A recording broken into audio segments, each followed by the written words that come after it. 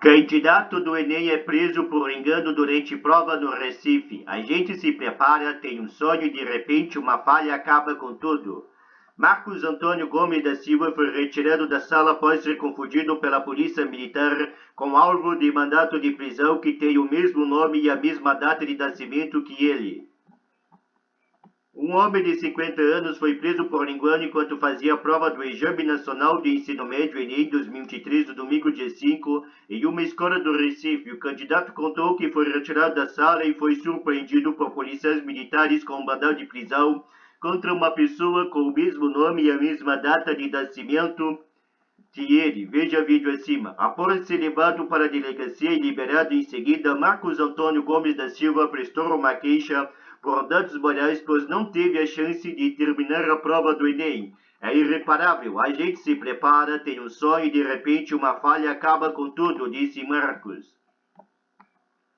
Marcos, que trabalha como vendedor e pesquisador, estava fazendo o Enem na Escola Estadual Assis Chateaubriand, no bairro de Brasília Teimosa, na zona sul do Recife. A intenção dele é tentar uma vaga em psicologia, em fisioterapia ou em educação física.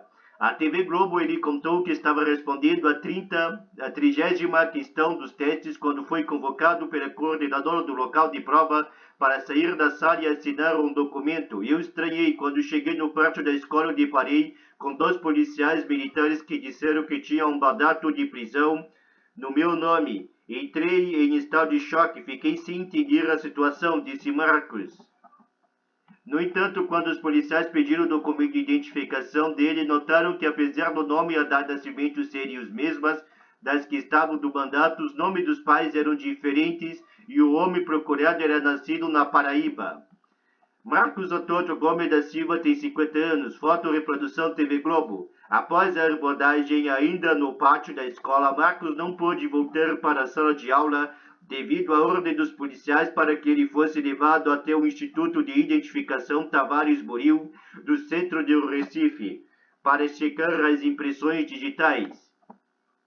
Tentei argumentar, mas não tive apoio da coordenação do Enem, contou Marcos. Após verificar que as digitais deles não batiam com as do homem procurado, Marcos foi levado para a delegacia de Boa Viagem, na zona sul do Recife, para registrar um boletim de ocorrência. Constrangimento.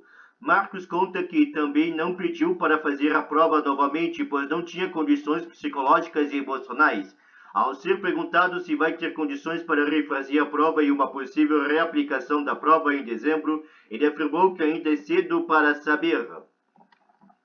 Estou desestabilizado, foi uma situação constrangedora. Várias pessoas presenciaram a situação e até que se prove o contrário, as pessoas têm um olhar negativo. Espero que a justiça tome as medidas cabíveis e que haja uma reparação, afirma Marcos. O advogado de Marcos, Alan Negreiros, afirmou que vai pedir informações à Secretaria de Defesa Social de Pernambuco, SDS, para entrar com uma ação na Justiça em busca de uma indenização por danos morais. Para saber de onde saiu a ordem de conduzir o Sr. Marcos mesmo diante de uma dívida sobre sua identidade, pois ele poderia ser custodiado durante a prova e posteriormente levado para fazer a investigação, disse o advogado. Respostas. O G1 procurou o Instituto Nacional de Estudos e Pesquisas Educacionais Anísio Teixeira, INEP, responsável pelo Enem. Por telefone, o INEP disse que o candidato foi retirado da sala após a ordem policial. Marcos não pôde retornar para o local da prova, pois tinha se passado 2 horas do início da aplicação do exame. Para poder refazer a prova, ele deve enviar a solicitação de reaplicação da página do participante até o dia 17 de novembro.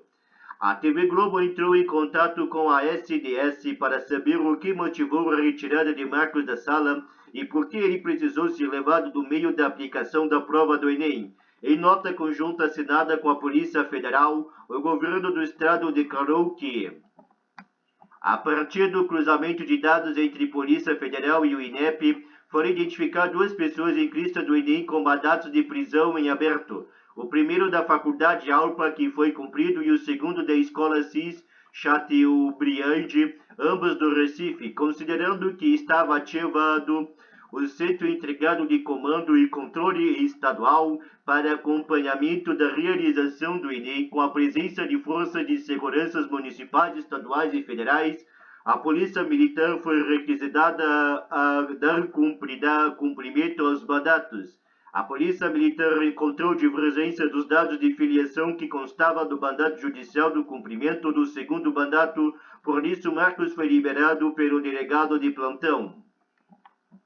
Foi verificado que o CPF de Marcos possui um alerta junto ao sistema de procurados e impedidos da Polícia Federal oriundo da Justiça Estadual da Paraíba, motivo pelo qual ainda estão sendo realizadas diligências. Procurado pela TV Globo sobre esta alerta em relação a Marcos que consta do sistema da Polícia Federal, a Polícia Federal informou que esse alerta significa uma notificação da existência de mandato em aberto. Marcos Antônio Gomes da Silva não era o alvo do mandato que a Polícia Militar foi cumprir na escola durante o Enem, mas ele teve o CPF utilizado indevidamente pelo verdadeiro procurado.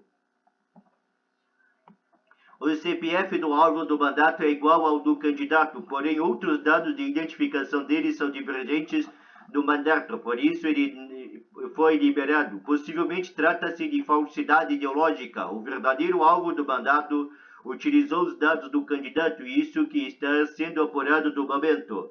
Agora a apuração corre para entender o motivo do CPF dele constar no mandato, sendo que o CPF é um número único de identificação e ficou provado que o candidato não é a pessoa procurada. O advogado de Marcos também se pronunciou sobre o alerta mencionado pela SDS. Não existe divergência entre CPF do candidato com a filiação, conforme foi verificado pelo próprio Instituto Tavares Muril.